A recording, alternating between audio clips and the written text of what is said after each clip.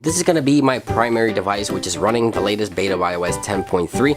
I usually carry around two devices, a jailbroken one and a non-jailbroken one, but this is my primary one. So I wanted to share with you guys what's on it without a jailbreak. This is running iOS 10.3, and it is a 256GB iPhone 7 Plus. So let's go ahead and get right to it. Before we begin, I want to show you a few tricks. The number one would be removing the labels from the bottom of the icons here, which a lot of you guys already know how to do. You see here the dock. For those of you who don't know, just bring up Control Center here and double tap the home button while holding the control center, and you want to do this multiple times until the labels get removed, just like that. And if you want to continue removing the labels from all the icons, all you have to do is swap these icons for other ones and continue doing the same process. For example, if I want this folder here to disappear or the labels to disappear from this folder, all I have to do is place it on the dock and do the same thing and continuously do that until I get a full page with no labels on the icons. So that's just how you do that. I also want to show you an additional trick that you can do to remove the status bar. What you want to do is you want to slide over here to your widgets. What you want to do, you want to scroll all the way down and you want to tap. Let me get a closer look here. You want to go ahead and tap on the edit button and on the microphone together. Let me try to do that. Just like that, you get that weird effect, and you'll notice that your status bar turns black. The fonts or the letters there turn black. So swipe over and you'll see that eventually, if I can just swipe over, I can get the status bar to go away.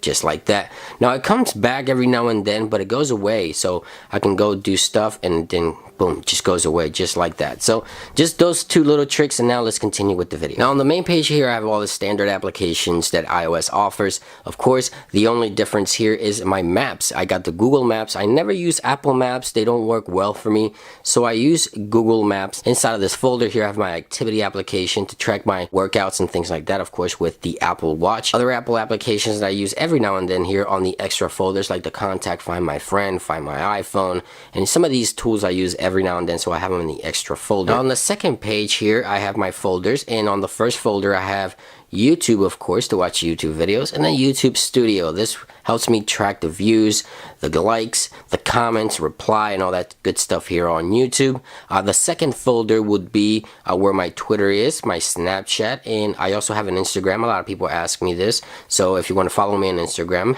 there it is. And I also have Bitmoji. Now this application creates custom emojis according to what you look like. So you can go ahead and set up an emoji according to what you look like, and you get all these cool emojis that you can send. And I'll get to the messages application later and add these emojis, and then it's just custom stuff. The emoji person or the emoji character here looks like me, of course, so you can go ahead and create your own. It's pretty cool. I kind of like it. I have a lot of fun with that. I also have a finance folder. Of course, as the name implies, I have all my bank accounts and PayPal information stuff there. On the productivity folder, I have the Turbo download to download content from the internet. I also have the Geekbench 4 application, which allows me to track the performance on every new beta. I also have the feedback application. Since I'm running a beta, send feedback back to Apple if anything is not working properly. I have the LifeX bulb here, which is the one I have connected to the studio here, where you see the lighting happening right now. See, I can control that directly from the device. I use these lights just to kind of get different colors and temperatures on videos. I also have a widget right here, which is the usage widget, which I'm going to cover here in a few seconds. That is what that application is. And then I have the Tutu Helper application. For those of you who want to download that, it's going to be in the description. This application will help me download third-party applications. So very useful. I'm sure a lot of you guys have heard of it. If you haven't, I highly recommend you download it from the description down below. That application Tutu allows you to install third-party software like Spotify++, MovieBox++, XCleaner, Bobby Movie. These applications just offer movies and TV shows. You also have the Spotify here with unlimited track skips and things like that. You also have the XCleaner, which allows you to create space on your device when you use this application, and Bobby Movie Box, more movies and TV shows. Now all these applications came out of the Tutu Helper application, as I mentioned. Now I also have my shopping applications here, which is my Apple Store app, which every now and then I use to shop. I have my AT&T application, which for this device is going to be AT&T Carry. I can pay my bill. And then of course eBay, which everybody knows what eBay is. Now here to the left, as I said, I was going to talk about the widgets. I have the weather, I have the battery, which tracks the battery for the Apple Watch and also my iPhone here. I have my activity application, which tracks my workout, as I mentioned, and then the widget that I was talking about, here it is. This one helps me track the memory, the space on the device, the Wi-Fi speeds, and all that good stuff. So I like to keep track of that stuff.